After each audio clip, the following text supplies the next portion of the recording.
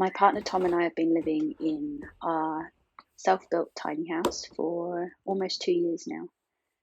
We built our tiny house in around about a year during 2018 from scratch ourselves. And over the last 2 years, we've been modifying it and making some changes. And we've recently put up a whole heap of solar panels in the paddock. And Tom has built us an amazing solar system. So we are now running completely off of solar power. We also have a wonderful little cubic mini stove to keep us warm. It's a constant job throughout the winter months to keep the wood pile all stocked up so that we're nice and toasty and warm.